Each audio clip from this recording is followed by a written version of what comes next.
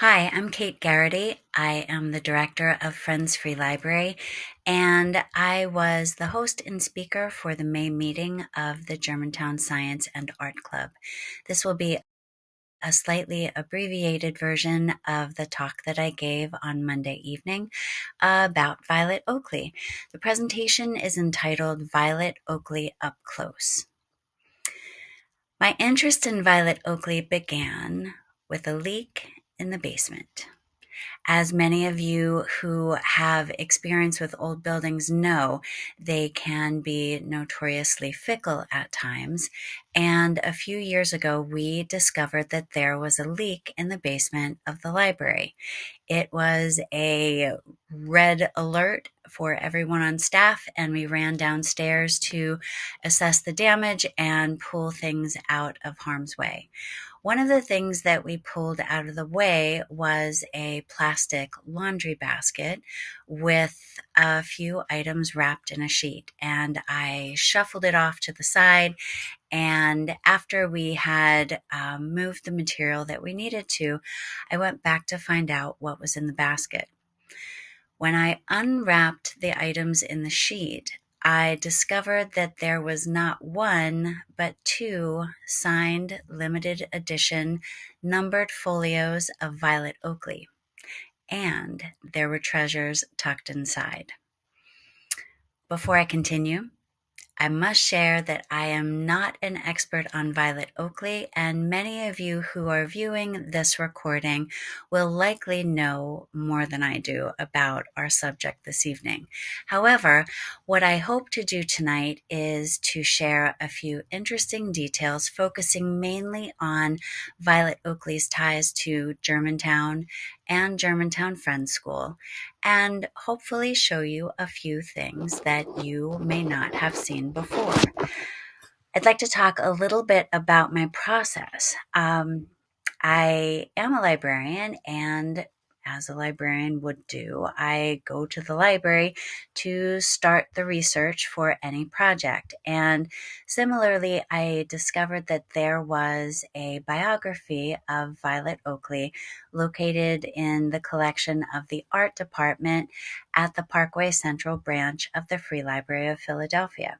So I went down to the branch of the Free Library and I collected the book and spent a few more minutes browsing the collection.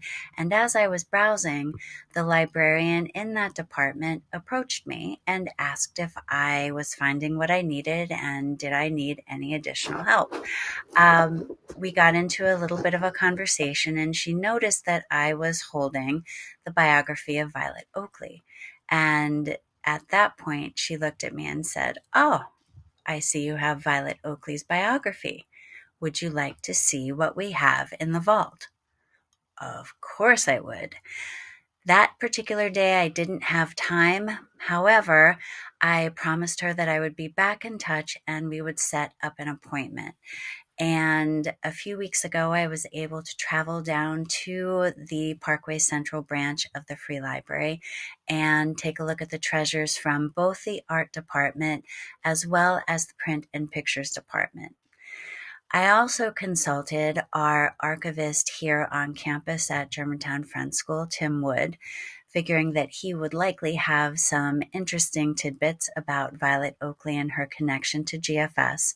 And I also contacted the archivist and librarian across the street at the Germantown Historical Society to see what they had in their collection as well. So it's been a fascinating journey putting this presentation together for you this evening. As I said, likely most of you know at least something about Violet Oakley, but for those of you who do not, and this is a new topic for you, let's go ahead and begin at the beginning. Violet Oakley became Pennsylvania's artistic darling of sorts, a phenom whose work decorates both public and private spaces throughout the Commonwealth. She began as an illustrator, but earned recognition and acclaim for her murals and stained glass work. She was born June 10, 1874, in Bergen Heights, New Jersey, which is now a part of Jersey City. although she did spend most of her life in Philadelphia. She was the youngest of three daughters born to Arthur Edmund Oakley and Cornelia Swain Oakley.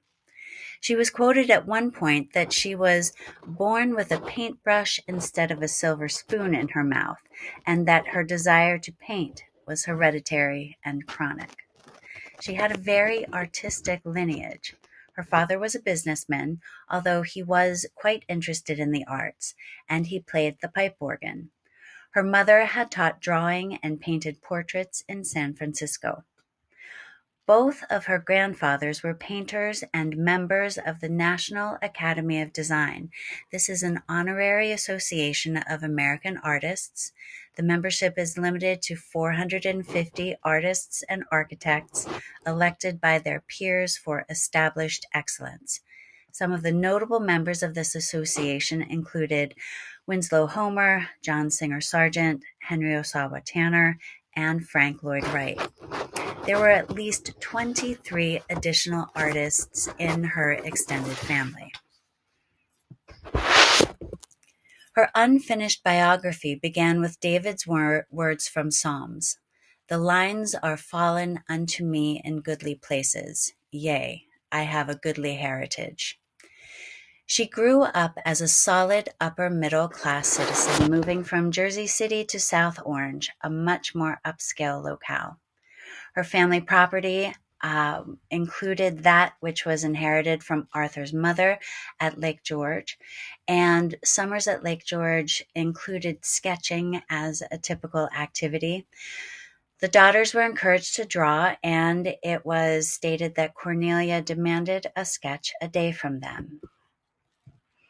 This is what we believe to be a photograph of Cornelia Oakley, Violet's mother, around 1898, and this is from Violet Oakley papers located in the Archives of American Art of the Smithsonian Institution.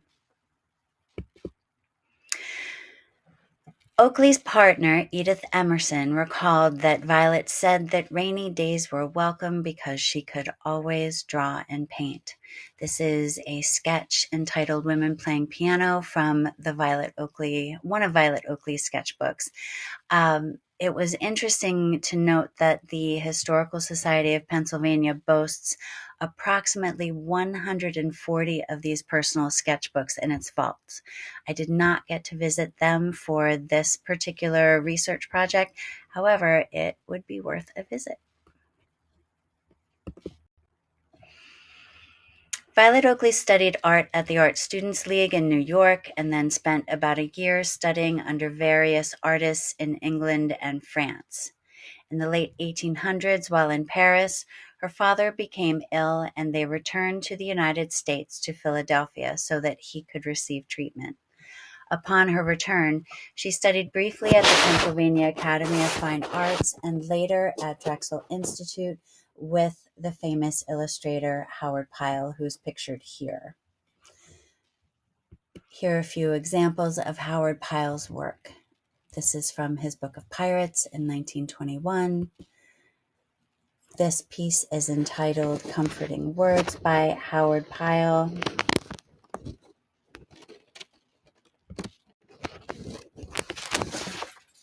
While in Pyle's class at Drexel, Oakley studied with classmates Elizabeth Shippen Green and Jessie Wilcox Smith and became fast friends. They rented studio space together for 4 years at 1523 Chestnut Street, but then decided to combine their money and lease the Red Rose Inn in Villanova along with their friend Henrietta Cousins, a horticulturalist. In the background of this particular slide, and I'll mouse over it, you will see a poster for an exhibition at the Plastic Club. This was an art club for women to meet, exchange ideas, and present their work. There were many such clubs at that time for men, but this was one of the first for women.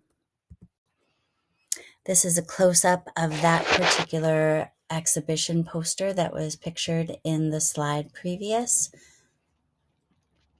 And this is showing that the works of Jessie Wilcox Smith, Elizabeth Shippen Green, and Violet Oakley were all to be on exhibit. From 1902 to 1906, the group of women lived in the Red Rose Inn in Villanova and were dubbed the Red Rose Girls by Pyle.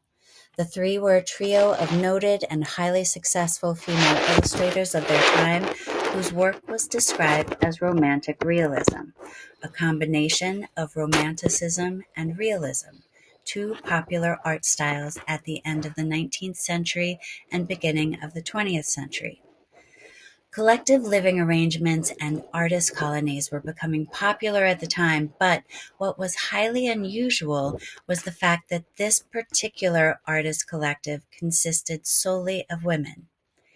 In 1906, the estate where the Red Rose Inn was located was sold, so the household moved to the Mount Airy section of Philadelphia into a home and studio that they named Cogsley, which was a name consisting of the first letters of all of their last names: Cozzens, Oakley, Green, and Smith. And this is a photograph of Cogsley. The living arrangement was unusual for the time, but very much in keeping with this feminist idea of the new woman, women seeking radical change. This unconventional living arrangement drew some criticism. However, it worked for them. Their decision to live together was, in part, a response to their instructor Howard Pyle's view that a woman's professional life ended as soon as she married. This is a work by Violet Oakley, unfinished, entitled The Trio at Cogsley. And this pictures Elizabeth Shippen Green, Jessie Wilcox Smith, and Henrietta Cozzens. Now, this view that women's professional life ended as soon as they married was shared by others, not just by Pyle. And the other folks who shared that opinion included Anna Lee Merritt, who was herself a member of the Plastic Club. And she wrote that the chief obstacle to a woman's success is that she can never have a wife. It is exceedingly difficult to be an artist without this time-saving help. At Cogsley, Henrietta Cozzens took on the role of managing the household. She essentially became the wife to her housemates, and by doing so, allowed them the freedom to create and continue their professional careers. The group of women disbanded in 1911 after Elizabeth Shippen Green's marriage to her longtime fiancé, Hugo Elliott, the president of the Philadelphia Museum of Art. However, the friends still remained close with Smith and Cozzens, living in Cogg's Hill on the property adjacent to Cogsley, and Green and Elliott returned to the area later and built Little Garth nearby. Violet Oakley continued to live at Cogsley until her death in 1961. However, she was not alone. A few years after Cozzens, Green, and Smith left Cogsley, Violet was joined there by Edith Emerson, her life partner and fellow artist, who later served as the director and president of the Woodmere Art Museum in Chestnut Hill. They were together until Violet's death in 1961. Here's a photograph of the two of them. And now, with the background information out of the way, on to Violet Oakley's works. In 1901, young architect Joseph Miller Huston won the design competition for the state's Capitol building in Harrisburg. He wanted this building to stand apart from all other state capitals. He wanted the Capitol building in Harrisburg to serve as a palace of art, representing a unity of Renaissance art and architecture. In 1902, 28-year-old Oakley was chosen by Huston to paint 13 murals in the Pennsylvania governor's reception room. He felt that by appointing Oakley to the task, it would serve as an encouragement to women and the state. This was a milestone not just in Oakley's career, but it was a milestone in American art in general. To date, this was the largest public art commission awarded to a woman in this country. Huston's vision for the murals was to depict colonization from ancient times through the European arrival in Pennsylvania, but Oakley felt differently about the theme. Colonization, which was a euphemism for imperialism, was a hot-button issue and opposed by many of the social justice advocates of the time, Oakley included. So, she decided to do things her own way and portray the religious intolerance that led to William Penn's Holy Experiment in America. She created a series of 13 murals for the reception room and entitled this series, The Founding of the State of Liberty Spiritual. This is a mural study for one of the panels done for the governor's reception room.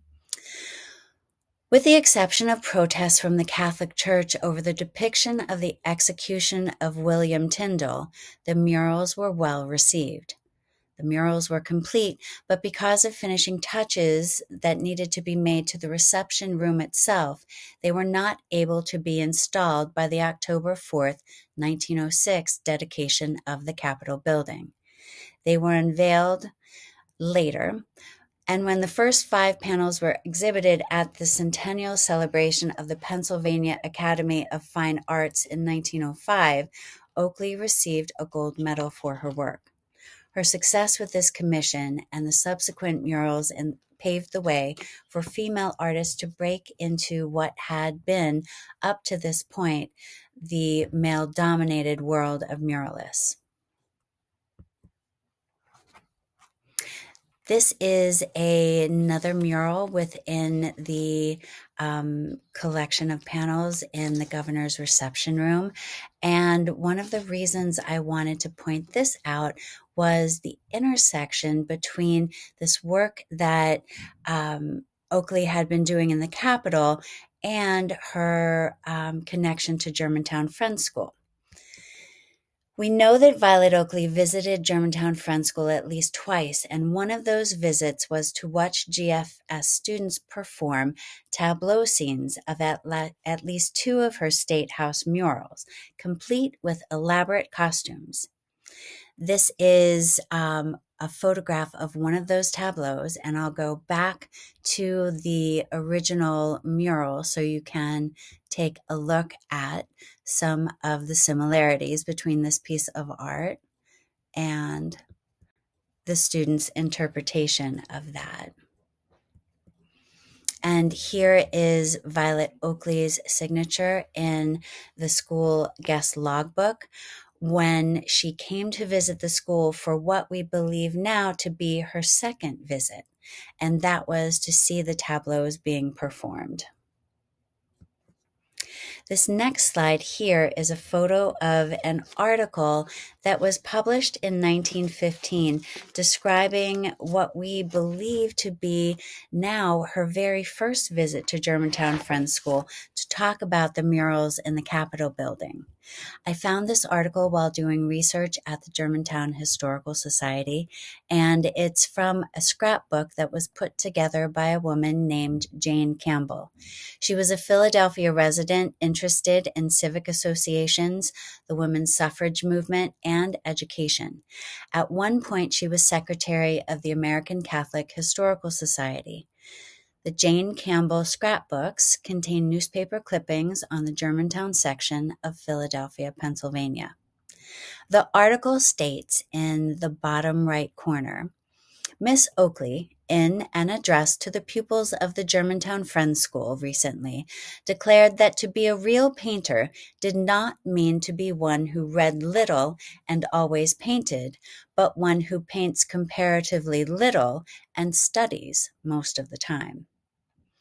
In the years following the completion of the murals in the governor's reception room, Oakley's reputation was increasing, and she was awarded additional commissions, including a local commission by Gertrude Woodward in 1908 to make the Wise and Foolish Virgin's stained glass windows for St. Peter's Episcopal Church on Wayne Avenue in Germantown.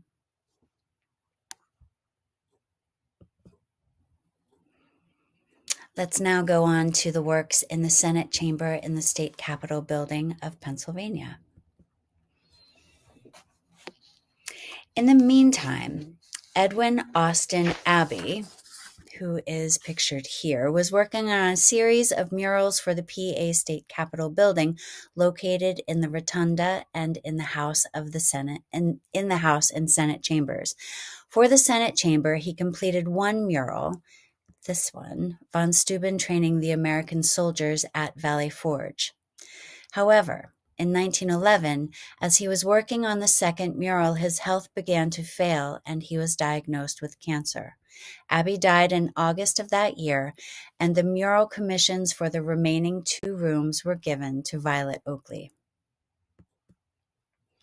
The centerpiece of Oakley's Senate murals, International Unity and Understanding, is 44 feet long. It's pictured here in this slide, and was considered by Oakley to be one of her proudest accomplishments.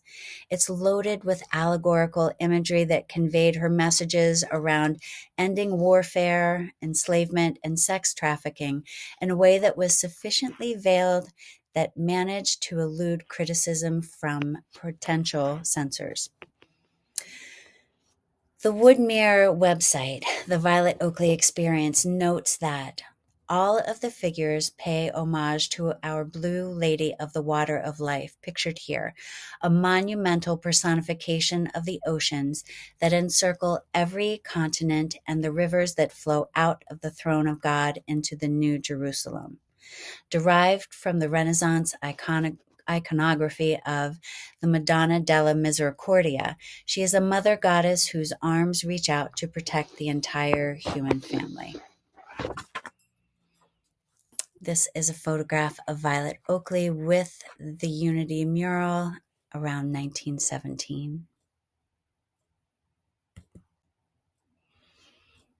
I'm hoping that as I hit play, this particular link will work in this presentation here.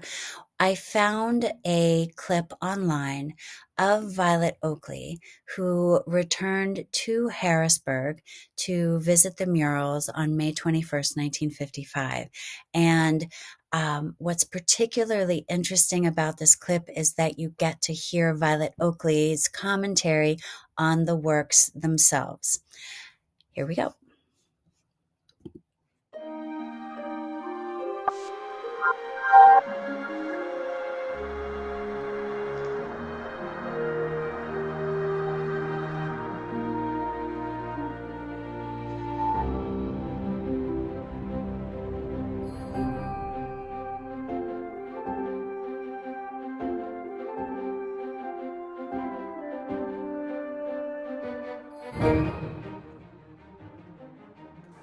I was remembering this morning very vividly the night that the 5 largest panels on this wall were unveiled and dedicated. It was a bitterly cold night. It was Lincoln's birthday in February 1917. Only a few weeks before the United States entered the World War. At the time these were placed, we were still hoping that our country might be the mediator to bring peace between the belligerent nations. And the next day, the legislature of that winter was to open, and the senators were all here, and the balcony was full of visitors. There had been a private car that had brought a great many of them from Philadelphia. Governor Brumbaugh, who was about at the end then of his term, he was to leave soon, drew the cords. They were all curtained with dark green curtains. He drew the cords of the Washington panel, and they fell. And then the Lincoln panel, and then the armies of the earth, and then the slaves of the earth. And then when they came to the cords of this great panel, 44 feet in length, the cords broke, and the curtain remained. And everybody gave a sort of gasp. I thought that's rather interesting. The panel representing universal peace to be arrived at on the basis of our federal union. That panel isn't so easy to unveil. if that's delayed or if it can't be unveiled until peace is achieved. I think that's only interesting. And then the 3 panels above were unveiled that night, and they represent the armies of the earth striving to take the kingdom of peace by violence. And this represents the slaves of the earth being driven forward and upward by their very slave drivers, who are fear and tyranny and greed, from the slave ships on and up, and they all meet in the city of peace, where the shackles are taken off from the slaves, and they rejoice in their freedom, and the armies see what you can't see here above the steps of the throne. And the leader there surrenders. Instead of conquering, he surrenders to the idea of peace. And here the weapons are beaten into plowshares, and the scholars bring in their highest ideas of the law, and the kings of the earth take off their crowns before the throne, and the little black baby is being washed, baptized in the water of life. The great figure in the center symbolizes the water of life, the water that issues from the throne. And it symbolizes the unity of all things. It is painted entirely in blue. Blue is symbolic of the wisdom. The inscription underneath this great central panel is, "He carried me away to a great and high mountain and showed me that great city. And he showed me a pure river of water of life, clear as crystal, proceeding out of the throne.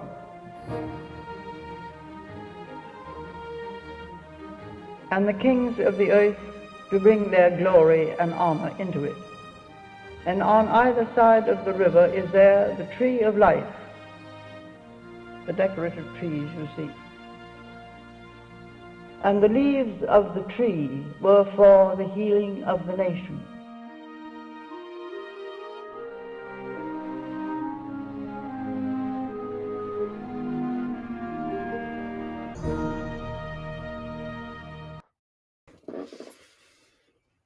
Second half of the presentation, I'd like to speak about the Holy Experiment, which was the folio that we found in the basket in the basement of the library. This is a photograph of what one of the folios looks like. This is entitled "The Holy Experiment, A Message to the World" from Pennsylvania. It was printed in 1922 as a leather-covered limited edition folio with color plates of the murals in the governor's reception room and the Senate chamber. It's part of a limited edition of 500 copies that were numbered and signed by Violet Oakley, and you could select whether you wanted your copy covered in golden brown goatskin or ivory goatskin. This is a picture of a subscription order for first subscribers to obtain a copy of the Holy Experiment, and down here in the bottom of that form is where you would select whether you wanted the brown leather or the white leather. I found this particular piece of documentation while I was at the Germantown Historical Society, along with the second piece here, which was located in their vertical files on Violet Oakley as well. This is a listing of first subscribers. These were the names of folks who had committed to buying the folio, and this was likely included with the subscription forms to other potential buyers of the folio, to let them know who had already purchased and to maybe encourage them to buy a copy of their own. Germantown Friends School is listed right here. I'm mousing over it in the slide as one of those first subscribers. This was another publication that we had on display on Monday in the library for folks. This was a publication that came out in 1950 entitled Holy Experiment, Our Heritage from William Penn, 1644 to 1944. And it was, we believe, published to regenerate interest in the murals in Harrisburg. This was again a limited edition signed copy. We have copy 103 in our collection here, and you can see we have the personalized stamp of Violet Oakley at the top, which was just gorgeous and consisted of both parts of her name. Violet was represented by a field of violets at the base of an oak tree. This is a letter that we found tucked inside one of our copies of the folio. This is a letter from Violet Oakley to our head of school at the time, Stanley Yarnall, and it's dated September of 1924, and it is asking for Yarnall's letter of opinion on the portfolio. This was found along with another correspondence between Oakley and Yarnall, which indicates that the two had at least somewhat of a cordial relationship. Although Violet was not Quaker herself, she did identify with many of the principles of Quakerism, and it's believed that she and Yarnall likely were members of the same circles of friends and acquaintances. Next, I'd like to move on to talk a little bit about the school seal for Germantown Friends School. Violet Oakley designed the Germantown Friends School seal, and the story is interesting of how that came about. Violet Oakley was raised in a devout household as an Episcopalian. However, she later became a Christian Scientist after a significant healing of asthma while she was in Italy preparing for the Harrisburg murals. And she belonged to the congregation, which is now on the Germantown Friends School campus on the Green Street side.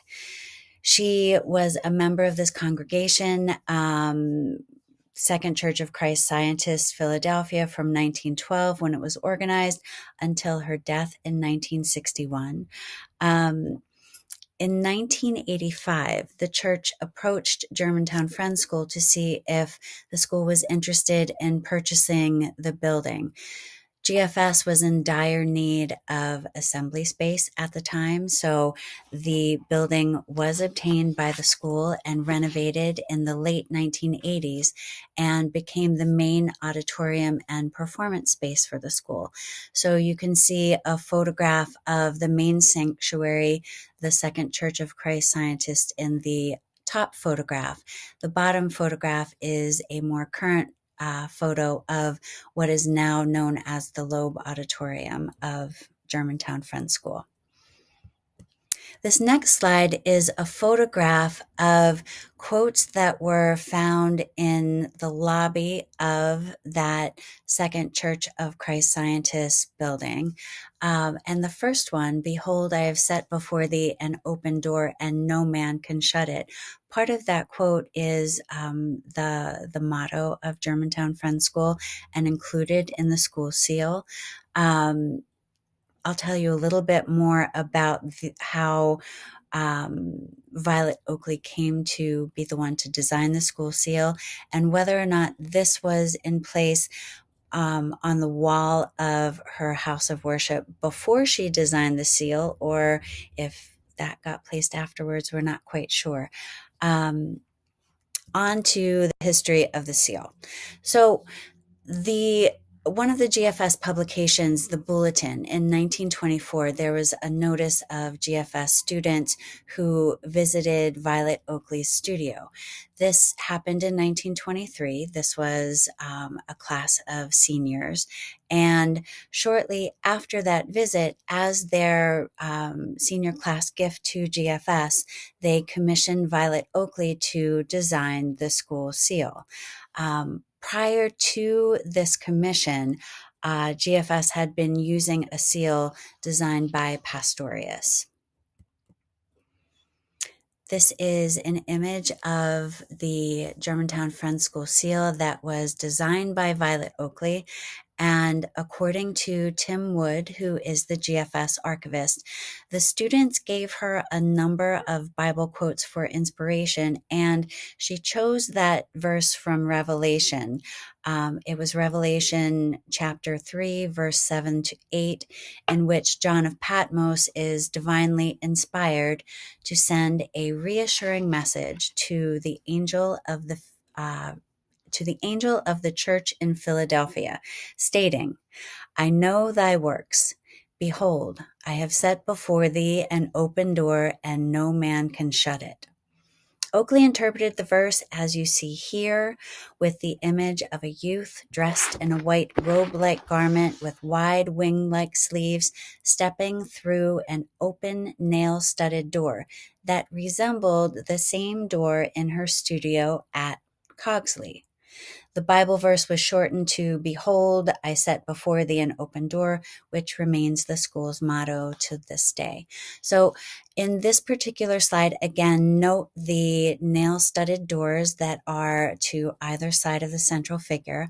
And in this next series of images, you'll see the study on the left for the school seal, and on the right, this is a photograph taken at Cogsley in 1921, and I'll mouse over the detail here of the door. So you can see that there are striking similarities between the door at Cogsley and the door that she used as part of the Germantown Friends School seal.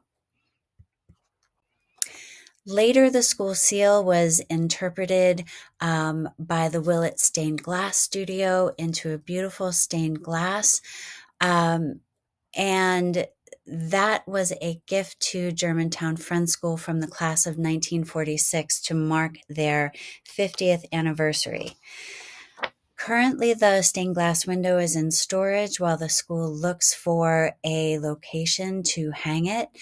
GFS recently went through some renovations. There was a new building that was built that tied together the Loeb Auditorium with the building next door.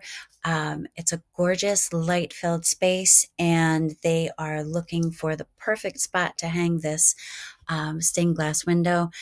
Last weekend was Alumni Weekend at Germantown Friends School, and a number of alumni remarked that the absolute perfect spot needs to be found because it is critical that light shines through that stained glass window from the back so that it can be illuminated for folks to see. I also want to mention another intersection of Violet Oakley's work with Germantown, and this is her series, The Great Women of the Bible. This is one panel from the murals that are located still currently in the First Presbyterian Church of Germantown on Shelton Avenue. In 1945, Mrs. W. Beatty Jennings, the wife of the former pastor of the First Presbyterian Church of Germantown, invited Violet Oakley to paint an Annunciation scene in what was then the Pastoral Aid Society reception room, and that was the women's organization of the church. Instead, Oakley suggested a series of murals, and Mrs. Jennings convinced church members to sponsor 10 murals in total as memorials. Here are a few others. This is the Tree of Life, and this mural was actually done by both Violet Oakley and her partner Edith Emerson. This is a black and white print of a photograph of the dedication of the Violet Oakley murals depicting the women of the Bible at the First Presbyterian Church in Germantown in 1949. This was part of the vertical file collection of documents at the Germantown Historical Society. Mostly unknown people, unfortunately, in the photograph, but you can see Violet Oakley's center in the lighter colored dress. One of the other documents that we had on view on Monday was this. It's not quite a pamphlet, it's larger than a pamphlet, but it was also tucked inside one of the Violet Oakley folios. This is, again, a signed pamphlet publication, Guide to the Great Women of the Bible Murals of the First Presbyterian Church of Germantown. Lastly, I would like to show you a couple selections from the vault, so to speak. These are pieces that were from the vault from the art department of the Parkway Central Library, and also original pieces of Violet Oakley artwork that were contained in the print and pictures collection. When I went down there to do research that afternoon, they had 3 full tables of primary source documentation, original artwork for me to go through. It was fantastic. This is a pencil drawing of a seated woman reading, dated February 5th, 1920. It's signed V in the lower right corner, again, courtesy of the print and picture collection of the Free Library of Philadelphia. This is a watercolor self-portrait of Violet Oakley, dated 1912, courtesy of print and picture. This is a gorgeous crayon drawing Violet Oakley did of her partner, Edith Emerson.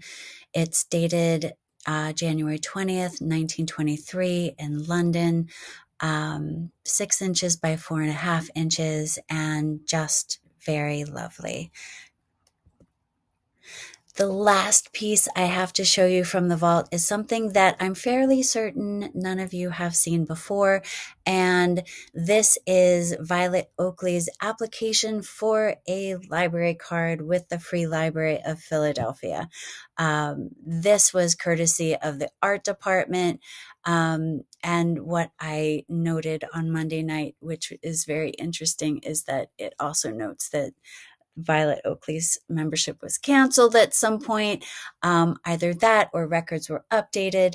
But it is really interesting to see that piece of library ephemera, especially. That's really it for my presentation. I have many thanks and lots of gratitude to express in pulling together this presentation. The Woodmere Art Museum, if you haven't seen their website on the Violet Oakley experience, please check it out. It is extensive and thorough and gorgeous. I got permission from Bill Valerio and Ann Standish in January when they spoke to our club to go ahead and use that as one of the sources for my presentation. And really, it was just amazing. Please do go visit that.